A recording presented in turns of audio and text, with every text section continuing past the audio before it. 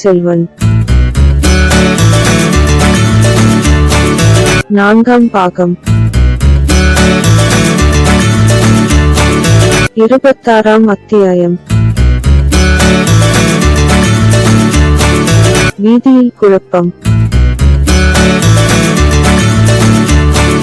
குந்தவை கண்ணீர் விடுவதை பார்த்துவிட்டு வானதியும் விம்மத் தொடங்கினாள். உலகத்தில் எத்தனையோ இன்ப துன்பங்களை பார்த்தவரான அனிருத்த பிரம்மராயரின் இரும்பு நெஞ்சமும் இளகியது. தாயே, சக்கரவர்த்தி இப்போது படும் கஷ்டங்களுக்கெல்லாம் காரணமானவன் இந்த பாவிதான். என்ன பிராயச்சித்தம் செய்து அந்த பாவத்தை தீர்த்து கொள்ளப் போகிறேனோ தெரியவில்லை என்றார். ஐயா, தங்களுக்கு தெரியாதது ஒன்றுமில்லை, ஆயினும் எனக்கு தெரிந்ததை சொல்லுகிறேன். அந்த கரையர் மகள் இறந்து விடவில்லை, உயிரோடிருக்கிறாள் என்பதை தந்தைக்கு தெரிவித்து விட்டால் அவருடைய துன்பம் தீர்ந்து மன அமைதி ஏற்பட்டுவிடும். அதை சொல்வதற்காகவே தங்களிடம் வந்தேன். எப்படியாவது என் பெரியம்மையை அழைத்து வர ஏற்பாடு செய்யுங்கள் என்று கேட்டுக்கொள்ள வந்தேன். ஆனால் தாங்களே அதற்கு பிரயத்தனம் செய்திருக்கிறீர்கள் என்றாள் இளைய பிராட்டி. ஆம் அம்மா, நானும் அத்தகைய முடிவுக்குத்தான் வந்திருந்தேன். மந்தாகினி தேவி உயிரோடிருக்கும் விவரத்தை சக்கரவர்த்தியிடம் தெரிவித்துவிட தீர்மானித்து விட்டேன். ஆனால் வெறுமனே சொன்னால் அவர் நம்ப மாட்டார். முன்னே நான் கூறியது போய் இப்போது சொல்வதுதான் உண்மை என்று எவ்விதம் அவரை நம்பச் செய்வது? அதற்காகவே அந்த தேவியை இங்கே அழைத்து வரச் செய்த பிறகு சொல்ல எண்ணினேன். நேரிலே பார்த்தால் நம்பியே தீர வேண்டும் அல்லவா? அதற்காகவே முக்கியமாக இலங்கை தீவுக்கு சென்றிருந்தேன். ஆனால் தங்கள் தம்பியோடும் பெரிய வேளாரோடும் சதி செய்வதற்காக நான் ஈழ நாட்டுக்கு போனேன் என்று பழுவேட்டரையர்கள் சக்கரவர்த்தியிடம் சொல்லியிருக்கிறார்கள். அது இல்லை என்று நிரூபிப்பதற்காகவேனும் மந்தாகினி தேவியை தங்கள் தந்தையின் முன்னால் கொண்டு போய் நிறுத்தப் போகிறேன் என்றார் அனிருத்தர். ஐயா, அந்த மாதிரி திடீரென்று கொண்டு போய் நிறுத்தினால் தந்தைக்கு ஏதேனும் தீங்கு நேரிட்டாலும் நேரிடலாம். முன்னால் தெரிவித்து விட்டுத்தான் அவர்களை பார்க்கச் செய்ய வேணும் என்றாள் இளைய பிராட்டி. ஆம் ஆம், அவ்வாறுதான் செய்ய உத்தேசித்திருக்கிறேன். இந்த வீட்டுக்கு மந்தாகினி தேவி வந்து சேர்ந்ததும் போய்ச் சொல்லலாம் என்று நினைத்தேன். இன்று காலை அரண்மனைக்கு வரவே எண்ணியிருந்தேன். அதற்குள் தியாகவிடங்கரின் மகள் நடுவில் தலையிட்டு எனக்கு ஏமாற்றத்தை அளித்து விட்டாள். அந்த பொல்லாத பெண்ணுக்கு ஒருநாள் தகுந்த தண்டனை விதிப்பேன் என்றார் முதன் மந்திரி. ஐயோ, அப்படி ஒன்றும் செய்யாதீர்கள். அவள் நல்ல பெண்ணோ பொல்லாத பெண்ணோ நான் அறியேன். ஆனால் அருள்மொழியை கடலில் மூழ்கி போகாமல் காப்பாற்றியவள் பூங்குழலி தான் அல்லவா? கடவுள் காப்பாற்றினார் என்று சொல்லுங்கள். தாயே, பாற்கடலில் பள்ளி கொண்ட பகவான் காப்பாற்றினார். அவருடைய அருள் இல்லாவிட்டால் இந்த சிறு பெண்ணால் என்ன செய்துவிட முடியும்? ஜோதிட சாஸ்திரம் உண்மையானால், கிரகங்கள் நட்சத்திரங்களின் சஞ்சார பலன்கள் மெய்யானால், இளவரசரை கடலும் தீயும் கோயிலும் பூகம்பமும் கூட ஒன்றும் செய்ய முடியாது. இறைவன் அருளின்றி எதுவும் நடவாதுதான். ஆனால் இறைவனுடைய சக்தியும் மனிதர்கள் மூலமாகத்தானே இயங்க வேண்டும். பூங்குழலியை மறுபடியும் நாகப்பட்டினத்துக்கு அனுப்ப எண்ணியிருக்கிறேன். ஐயா, அல்லது தாங்கள் வேறுவிதமாக எண்ணினால் பகிரங்கமாகவே அருள்மொழியை இங்கு வரச் செய்யலாம் என்று கருதினாள். இல்லை தாயே, இல்லை. சிம்மாசனம் யாருக்கு என்பது நிச்சயமாகும் வரைக்கும் அருள்மொழிவர்மனை பற்றி மக்கள் அறிந்து கொள்ளாமலிருப்பதே நல்லது. தங்கள் தந்தையை இன்று முடிவாக கேட்டுவிட எண்ணியிருக்கிறேன். மதுராந்தகருக்கு பட்டம் கட்டுவதாயிருந்தால் தங்கள் தம்பியை மறுபடியும் ஈழ நாட்டுக்கு திருப்பி அனுப்பி விடுவது நல்லது. அருள்மொழிவர்மர் இங்கு இருக்கும் போது மதுராந்தகருக்கு மகுடம் சூட்ட சோழ நாட்டு மக்கள் ஒரு நாளும் உடன்பட மாட்டார்கள். சோழ நாடு பெருங்கணகளமாகும். சோழ நாட்டின் நதிகளில் எல்லாம் இரத்த வெள்ளம் பெருகி ஓடும். ஐயா, அப்படியானால் பூங்குழலியையும் சேந்தன் அமுதனையும் மறுபடி நாகப்பட்டினத்துக்கு அனுப்புவதே நல்லதல்லவா? அதுதான் நல்லது. சக்கரவர்த்தி விரும்பினால் ஒரு முறை அருள்மொழிவர்மர் இரகசியமாக தஞ்சைக்கு வந்துவிட்டு திரும்பி போகலாம். ஆம் ஆம், மந்தாகினி தேவியும் அருள்மொழியும் உயிரோடிருக்கிறார்கள் என்பதை ஒருமுறை கண்ணால் பார்த்து தெரிந்து கொண்டால் தான் சக்கரவர்த்தியின் உள்ளம் அமைதி அடையும். பெரிய இளவரசரை பற்றி தங்கள் தந்தைக்கு எவ்வித கவலையும் இல்லை அல்லவா? இல்லவே இல்லை. ஆதித்த கரிகாலனுக்கு அபாயம் விளைவிக்க கூடியவர்கள் இந்த உலகத்திலேயே இல்லை என்று சக்கரவர்த்தி நம்பியிருக்கிறார். தாங்கள் என்ன நினைக்கிறீர்கள் ஐயா? எனக்கு என்னமோ அவ்வளவு நம்பிக்கை இல்லை. போர்க்களத்தில் பெரிய இளவரசர் அசகாய சூரர்தான். ஆனால் மற்ற இடங்களில் அவரை ஏமாற்றுவதும் வஞ்சிப்பதும் கஷ்டமல்ல. பழுவேட்டரையர்கள் அவரை விரோதிக்கிறார்கள். பழுவூர் இளையராணி அவருக்கு எதிராக ஏதோ பயங்கரமான இரகசிய சூழ்ச்சி செய்து வருகிறாள். இந்த 2 செய்திகளையும் கரிகாலருக்கு என் சீடன் மூலம் சொல்லி அனுப்பினேன். ஆயினும் பலன் இல்லை. தஞ்சாவூருக்கு எவ்வளவு சொல்லியும் வர மறுத்தவர் கடம்பூர் சம்புவரையர் மாளிகைக்கு போயிருக்கிறார். ஐயா, பழுவூர் இளையராணி எங்கள் சகோதரியாயிருக்க கூடும் என்று நான் என் தமையனுக்கு செய்தி அனுப்பியிருக்கிறேன். அருகிலிருந்து காப்பாற்றும்படியும் வானர் குலத்து வீரருக்கு சொல்லி அனுப்பினேன். ஆகா, வல்லவரையர் மட்டும் இப்போது இங்கே இருந்திருந்தால் நாகப்பட்டினத்துக்கு அனுப்பியிருக்கலாம். அந்த பிள்ளை ஏதாவது சங்கடத்தில் அகப்பட்டு கொள்ளாமலிருப்பதற்கு நானும் என் சீடனை அனுப்பியிருப்பேன். இப்போது கூட தாங்கள் பூங்குழலியை அனுப்பினால் பின்னோடு திருமலையையும் அனுப்ப உத்தேசிக்கிறேன். போனவர்கள் இன்னும் வந்து சேரவில்லையே. என் பெரியம்மை வந்துவிட்டால் என் நெஞ்சிலிருந்து 3/4 பாரம் இறங்கிவிடும் ஐயா. அவர் வந்தவுடனே தாங்கள் என் தந்தையை சந்தித்து சொல்லி விடுவீர்கள் அல்லவா? நானே அன்னையிடம் ஆதியிலிருந்து எல்லா கதையையும் சொல்லியாக வேண்டும். ஆகா, மலையமான் மகளுக்குத்தான் எத்தனை மனத்துன்பங்கள். அதோடு திருக்கோவிலூர் கிழவனுக்கு இதெல்லாம் தெரியும்போது அவன் என்ன செய்ய போகிறானோ? தன் பேரப் பிள்ளைகளுக்கு பட்டம் இல்லை என்று தெரிந்தால் இந்த நாட்டையே அழித்து விடுவேன் என்று ஒருவேளை மலையமான் கிளம்பக்கூடும். என் பாட்டனாரைச் சரிக்கட்டும் வேலையை என்னிடம் விட்டு விடுங்கள். இந்த பெண் வானதி இருக்கிறாளே, இவளுடைய பெரிய தகப்பனாரை பற்றித்தான் எனக்கு கவலையாயிருக்கிறது. கொடும்பாளூர் பெண் சோழ சிங்காதனத்தில் ஒருநாள் வீற்றிருக்கப் போகிறாள் என்று அவர் ஆசை கொண்டிருக்கிறாராம். இந்த பெண்ணின் மனதிலே கூட அந்த ஆசை இருக்கிறது. வானதி இப்போது குறுக்கிட்டு ஆத்திரம் நிறைந்த குரலில் அக்கா என்றாள்.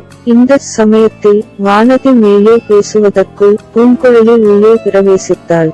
அவள் தனியாக வந்தது கண்டு 3 பேரும் சிறிது துணுக்குற்றார்கள்.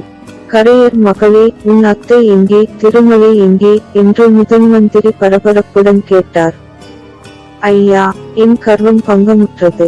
நான் சொல்லி போனபடி அத்தையை இங்கு கொண்டு வந்து சேர்க்க முடியவில்லை. நீங்கள் போவதற்குள்ளேயே காணோமா? அல்லது வருவதற்கு மறுத்து விட்டாளா? அப்படியானால் இல்லை ஐயா, கோட்டைக்குள்ளே அழைத்து கொண்டு வந்து விட்டோம். அதற்கு பிறகுதான் ஜன கூட்டத்திலே அகப்பட்டு அத்தை காணாமற் போய்விட்டார் என்றாள் பூங்குழலி. பின்னர் அச்சம்பவம் பற்றிய பின்வரும் விவரங்களை கூறினாள். மந்தாகினி தேவி நல்ல வேளையாகச் சேந்தன் அமுதன் வீட்டிலேயே தான் இருந்தாள். அவள் அங்கேயே இருக்கும்படியான காரணங்கள் நேர்ந்திருந்தன. நேற்றிரவு அடித்த புயலில் அமுதனுடைய வீடு சின்னாபின்னமடைந்திருந்தது. தோட்டத்திலிருந்த மரம் ஒன்று வீட்டு கூரை மேலேயே விழுந்திருந்தது. சேந்தன் அமுதனோ முதலாவது நாளிரவு மழையில் நனைந்த காரணத்தினால் கடும் சுரம் வந்து படுத்து பிதற்றி கொண்டிருந்தான். 2 சகோதரிகளும் விழுந்த மரங்களை அகற்றி வீட்டை சரிப்படுத்தும் முயற்சியில் ஈடுபட்டிருந்தார்கள். பூங்குழலியை கண்டதும் மந்தாகினி மகிழ்ச்சி அடைந்தாள். திருமலையை கண்டு கொஞ்சம் தயங்கினாள். அவன் நம்மைச் சேர்ந்தவன் என்று பூங்குழலி கூறிய பிறகு தைரியம் அடைந்தாள். வழியில் பூங்குழலியும் திருமலையும் ஊமை ராணியிடம் என்ன சொல்லுவது? எவ்வாறு சொன்னால் அவள் தயங்காமல் தங்களுடன் வருவாள் என்று பேசி முடிவு செய்திருந்தார்கள். அந்தப்படியே பூங்குழலி அவள் அத்தையிடம் கூறினாள். சக்கரவர்த்தி நூற்பட்டு படுத்த படுக்கையாயிருப்பதாகவும் எந்த நேரத்திலும் இந்த மண்ணுலகை விட்டு போய்விடலாம் என்றும் அவருடைய மூச்சு பிரிவதற்கு முன்னால் ஊமை ராணியை ஒரு தடவை பார்க்க ஆசைப்படுகிறார் என்றும் ஊமை ராணியை அவர் இத்தனை காலமாகியும் மறக்கவில்லை என்றும் அவளை பார்த்தால் ஒருவேளை அவர் புதிய பலம் பெற்று இன்னும் சில காலம் உயிர் வாழக்கூடும் என்றும் சமிக்ஞை பாஷையில் தெரியப்படுத்தினாள். அதற்காகவே தான் முதன்மந்திரி அநிருத்த பிரம்மராயர் அவளை எப்படியாவது பிடித்து வர ஆட்களை அனுப்பியதாகவும் முதன்மந்திரியின் அரண்மனையிலே தான் முதலாவது நாளிரவு தான் தங்கியிருந்ததாகவும் கூறினாள். சக்கரவர்த்தியின் அருமை புதல்வி குந்தவை தேவி ஊமை ராணியை தன் தந்தையிடம் அழைத்து போவதற்காக முதன்மந்திரி வீட்டில் காத்திருப்பதாகவும் தெரியப்படுத்தினாள். இதையெல்லாம் ஒருவார தெரிந்து கொண்ட பிறகு மந்தாகினி பூங்குழலியுடனும் திருமலையுடனும் புறப்பட்டு வர இசைந்தாள். கோட்டை வாசலுக்கு அவர்கள் வந்து சேர்ந்தபோது சக்கரவர்த்தியின் வேளக்கார படையினர் கோட்டைக்குள் பிரவேசித்துக் கொண்டிருந்தார்கள். அவர்கள் போகட்டும் என்று 3 பேரும் ஒதுங்கி நின்றார்கள். வேளக்கார படையை மந்தாகினி கண்கொட்டாத ஆர்வத்துடன் பார்த்து கொண்டிருந்தாள்.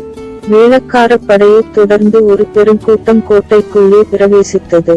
அவர்களை தடுத்து நிறுத்தவும் கோட்டை கதவுகளை சாத்தவும் காவலர்கள் செய்த முயற்சி பலிக்கவில்லை. இந்த கூட்டத்தோடு நாம் போக வேண்டாம். முதன் மந்திரி அரண்மனைக்கு போக பிரத்யேகமான சுரங்க வழி இருக்கிறது. அதன் வழியாக போகலாம் என்றான் திருமலை. இதை பற்றி பூங்குழலி அவளுடைய அத்தைக்கு சொல்ல பிரயத்தனப்பட்டாள். ஊமை ராணி அதை கவனியாமல் கோட்டைக்குள் போகும் கூட்டத்தோடு சேர்ந்து போகத் தொடங்கினாள். திருமலையும் பூங்குழலியும் பின்னோடு சென்றார்கள். கோட்டைக்குள் பிரவேசித்த பிறகும் திருமலை வேறு தனி வழியாக போகலாம் என்று சொன்னதை பூங்குழலியின் அத்தை பொருட்படுத்தவில்லை. கூட்டத்துடன் கலந்தே சென்றாள். கூட்டத்தை பார்த்து பயப்படும் சுபாவம் உடையவள் இம்மாதிரி செய்வதைக் கண்டு மற்ற இருவருக்கும் வியப்பாயிருந்தது. கொஞ்ச தூரம் போன பிறகு கூட்டத்தில் சிலர் மந்தாகினியை குறிப்பாக கவனிக்க ஆரம்பித்தார்கள். இந்த அம்மாளை பார்த்தால் பழுவூர் இளையராணியின் ஜாடையாக இல்லையா என்று ஒருவருக்கொருவர் பேசிக்கொள்ள ஆரம்பித்தார்கள். திருமலைக்கும் பூங்குழலிக்கும் இது கவலையை அளித்தது. அவர்கள் மந்தாகினிக்கு முன்னால் போய் நின்று தடுத்து நிறுத்த முயன்றார்கள். இதற்குள் ஆழ்வார்க்கடியானை பார்த்தவர்கள் சிலர், இவன் யாரடா வைஷ்ணவன், பெண் பிள்ளையை தொந்தரவு படுத்துகிறான் என்றார்கள். இந்த வார்த்தைகள் காதில் விழுந்து வேளக்கார படையில் முன்னால் போனவர்கள் திரும்பி வந்தார்கள். ஊமை ராணியை சூழ்ந்து கொண்டு மற்றவர்களை அப்புறப்படுத்தினார்கள். அந்த நெருக்கடியில் திருமலையும் பூங்குழலியும் கூட அப்பால் தள்ளப்பட்டு விலகி போக நேர்ந்தது. வேளக்கார படையில் ஒருவன் மந்தாகினி தேவியிடம், அம்மா, நீ யார்? உன்னை யார் தொந்தரவு செய்தார்கள்? சொல், அவனை இங்கேயே தொக்கிலே போட்டு விடுகிறோம் என்று கேட்டான். ஊமை ராணி மறுமொழி சொல்லாமல் நின்றாள். இன்னும் சிலர் கேட்டதற்கும் அவள் பதில் சொல்லவில்லை. இதற்குள் ஒருவன், இவளை பார்த்தால் பழுவூர் ராணி ஜாடையாக இல்லையா என்றான். இன்னொருவன், அப்படித்தான் இருக்க வேண்டும், அதனாலேதான் இவ்வளவு கர்வமாயிருக்கிறாள் என்றான். பழுவூர் கூட்டமே கர்வம் பிடித்த கூட்டம் என்றான் மற்றொருவன். இந்த நிகழ்ச்சிகள் சின்ன பழுவேட்டரையரின் அரண்மனைக்கு சமீபத்தில் நிகழ்ந்தன. ஆகையால் என்ன சச்சரவு என்று தெரிந்து கொள்வதற்காக பழுவூர் வீரர்கள் சிலர் அங்கே வந்தார்கள். பழுவூர் கூட்டமே கர்வம் பிடித்த கூட்டம் என்று வேளக்கார வீரன் ஒருவன் கூறியது அவர்கள் காதில் விழுந்தது. யாரடா பழுவூர் கூட்டத்தை பற்றி நிந்தனை செய்கிறவன்? இங்கே முன்னால் வரட்டும் என்றான் பழுவூர் வீரன் ஒருவன். நான் தானடா சொன்னேன், என்னடா செய்வாய் என்று வேளக்கார வீரன் முன் வந்தான். நீங்கள் தானடா கர்வம் பிடித்தவர்கள், உங்கள் கர்வம் பங்கமடையும் காலம் நெருங்கிவிட்டது என்றான் பழுவூர் வீரன். ஆகா, எங்கள் இளவரசரை கடலில் மூழ்கடித்து விட்டதனால் இப்படி பேசுகிறாயா?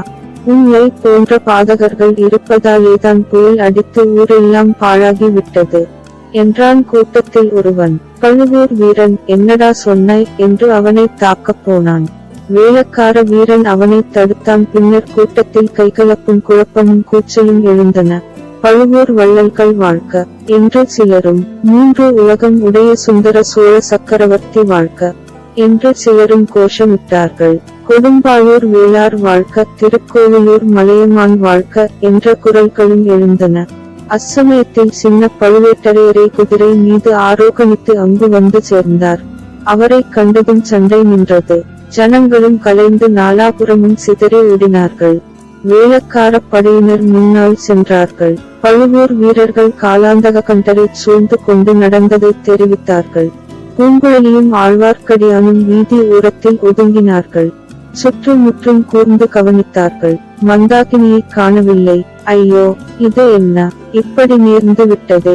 தலைநகரில் அரசாட்சி அழகாக நடக்கிறது, அத்தையை எப்படி கண்டுபிடிப்பது? ஏதாவது கெடுதல் நேர்ந்திருக்குமோ? யாரேனும் பிடித்துக் கொண்டு போயிருப்பார்களோ என்று பூங்குழலி கவலைப்பட்டாள். காலாந்தக கண்டரும் பழுவூர் வீரர்களும் போன பிறகு நாலாபுறமும் தேடி பார்த்தார்கள். மந்தாகினியை காணவில்லை. திருமலை, நான் இன்னும் சிறிது நேரம் தேடி பார்க்கிறேன். நீ சீக்கிரம் சென்று முதன் மந்திரியிடமும் இளைய பிராட்டியிடமும் சொல்லு. நாம் 2 பேர் மட்டும் தேடினால் போதாது. முதன் மந்திரியும் இளைய பிராட்டியும் ஏதேனும் ஏற்பாடு செய்வார்கள் என்றான். பூங்குழலி போவதற்கு தயங்கினாள். மறுபடியுமா? ஆழ்வார்க்கடியான், நான் சொல்வதை கேள். உன் அத்தைக்கு ஒன்றும் நேர்ந்திருக்க முடியாது. ஜன கூட்டத்தில் யாரோ தெரிந்த மனிதன் ஒருவனை உன் அத்தை பார்த்திருக்கிறாள். அவள் ஒரு திக்கையை கவனமாக நோக்கியதிலிருந்து ஊகிக்கிறேன். அதனாலேதான் கூட்டத்தோடு சேர்ந்து வந்தாள். இப்போதும் அவனைத் தொடர்ந்துதான் போயிருக்கிறாள் என்று தோன்றுகிறது. எப்படியும் கண்டுபிடித்து விடலாம். நீ போய் முதன்மந்திரியிடம் சொல்லு என்றான். பூங்குழலி முதன்மந்திரியின் அரண்மனைக்கு வந்து சேர்ந்தாள். இதையெல்லாம் கேட்ட குந்தவை பெரிதும் கவலை அடைந்தாள். அனிருத்தர் அவ்வளவு கவலை கொண்டதாகத் தெரியவில்லை. பார்த்தீர்களா இளவரசி, கலகப் பிசாசு எப்போது சந்தர்ப்பம் கிட்டும் என்று காத்துக் கொண்டிருப்பதை அறிந்து கொண்டீர்களா? அருள்மொழிவர்மர் உயிரோடிருக்கிறார் என்று தெரிய வேண்டியதுதான் ராஜ்யமெங்கும் தீ மூண்டுவிடும் என்றார். தாங்கள் முதன்மந்திரியாயிருக்கும் வரையில் அப்படி ஒன்றும் நேராது. இப்போது என் பெரியண்ணையை பற்றி சொல்லுங்கள். நான் பயந்தது போலவே ஆகிவிடும் போலிருக்கிறதே, அவரை எப்படி கண்டுபிடிப்பது என்று கேட்டாள். அந்த கவலை தங்களுக்கு வேண்டாம். கோட்டைக்குள் வந்து விட்டபடியால் இனி நான் அறியாமல் வழியில் போக முடியாது. அதற்கு தக்க ஏற்பாடு செய்து விடுகிறேன். தேடவும் ஏற்பாடு செய்கிறேன். இனி சக்கரவர்த்தியை பார்க்காமல் மந்தாகினி தேவி இவ்விடம் விட்டு போகவும் மாட்டாள் என்றார்.